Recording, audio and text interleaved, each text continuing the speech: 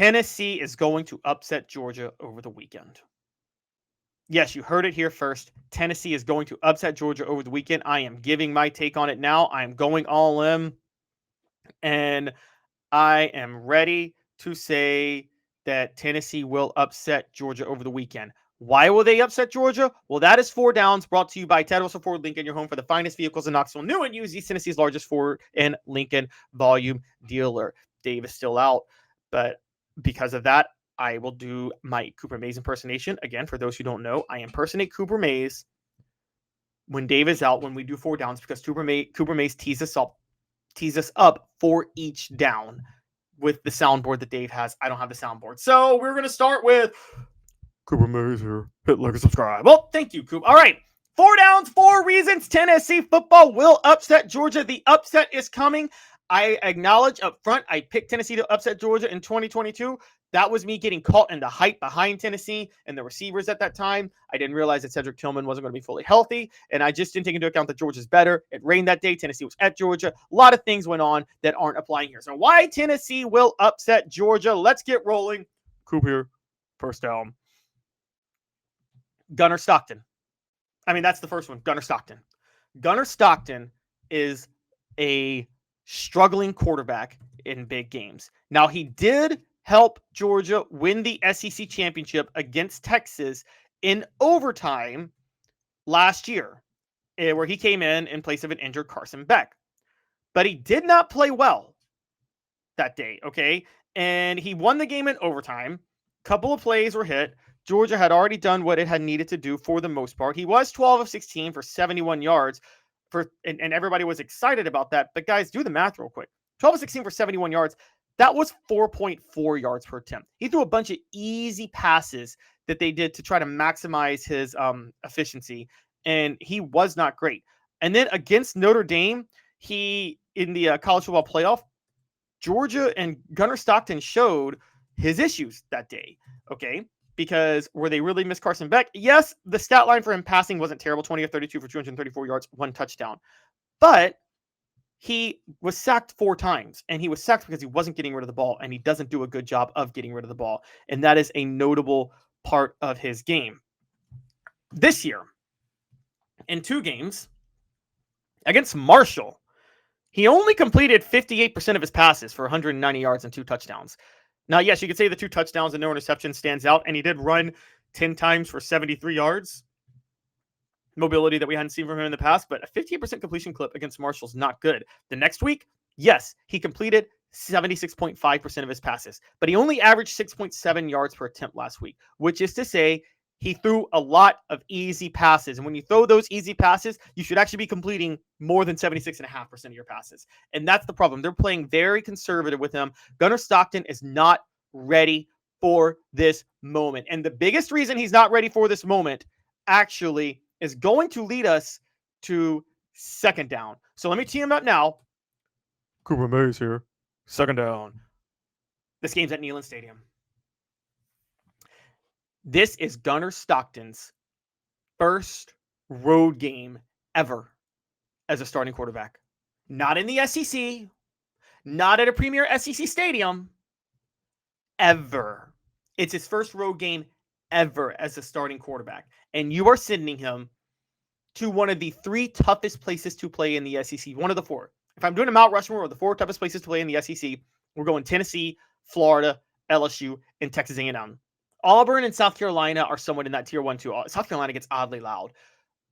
Those 6 really stand out over anything. And I might throw Alabama in now because Alabama filled in the stadium on either side. But either way, he hasn't played in any of those environments. He hasn't even played at Vanderbilt yet, okay? He has played Texas on a neutral field, Notre Dame on a neutral field. By the way, the Texas game was in Atlanta. So, I mean, again, not really on a neutral field if you really think about it. There were a lot more there were a lot more Georgia fans at that game, if I'm not mistaken, than Texas fans in the SEC title or in the SEC championship game last year.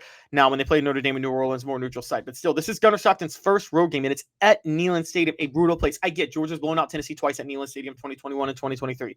They had a veteran in Stetson Bennett, and Carson Beck had already had a good bit of experience playing the whole season in 2023 during the Hype Bowl era. I get Georgia's the one team to beat Heupel in Knoxville since November of 2021. And they've done it twice. Nobody else has beaten Tennessee in Knoxville since November of 2021. But playing at Neyland Stadium, this is Gunnar Stockton's first road game. It's the first true road game for a lot of the new starters. I think that is a huge reason that Tennessee will upset Georgia, and that is a big, big, big deal. Again, you can't discount the road environment. Tennessee Center Cooper Mays here. Third down. Okay. Here's a weird one, but the game is not at night. Now, the game wasn't at night in 2023 or 2022 either. Tennessee wasn't good enough to win in 2023. They were on the road in 2022. The game is not at night. Josh Heupel pretty much has been perfect since last year, since the start of last year against the spread in games that don't start at night. He's perfect against the spread in games that don't start at night. He's horrible in night games. Now, there's a big reason for that. For those who don't know, Tennessee practices early in the morning. They practice early in the morning, and so night games cause them trouble. Last year, in night games, they started 2-0 against the spread, and they started 3-0. They won the first 3 night games against the spread: NC State, Kent State, Oklahoma. NC State might have been throwing games. I'm not NC State, excuse me, Kent State. Kent State might have been throwing games. Then they lost every other game against the spread in night games the rest of the way last year. So a night game is a problem for Heupel, and this game not being at night is a huge benefit. And I think that alone gives Tennessee a huge advantage. However, there's one gigantic X's and O's advantage that Tennessee has that they haven't had in years, ever under Josh Heupel when they face Georgia. That is fourth down. Fourth down is brought to you by Ted Russell Ford and Lincoln, your home for the finest vehicles in Knoxville, new and used, East Tennessee's largest Ford and Lincoln volume dealer. A beacon of hope in a world of high prices. Look to the skies, Knoxville. Super Savings is here. Ted Russell Ford is East Tennessee's #1 volume Ford dealer. Right now, get 0% APR, 0 down, and 0 payments for 90 days on select models, plus 2 years complimentary maintenance. Come see the super dealer today at either Ted Russell Ford location, Parkside Drive, or Kingston Pike. All SEC Center Cooper Mays here. Fourth down. Well, thank you, Coop. Man, gosh. Guys, I'm getting really good at that. All right, fourth down. Tennessee finally has a speedy wide receiver who can stretch the field in Mike Matthews. Why is this a big deal? When Josh Heupel's offense is humming at its peak, you have a quarterback who gets rid of the ball quickly. And you also have receivers that can, with the wide splits, well, you have to have a quarterback that can get rid of the ball quickly and process as well. You have to have interior blocking that's solid, so they have to respect the run. But you also have to have, and this is highly underrated, you have to have receivers fast enough that cornerbacks can't cover them one-on-one. The way the wide splits for Josh Heupel works is this. You have the receiver spread out sideline to sideline.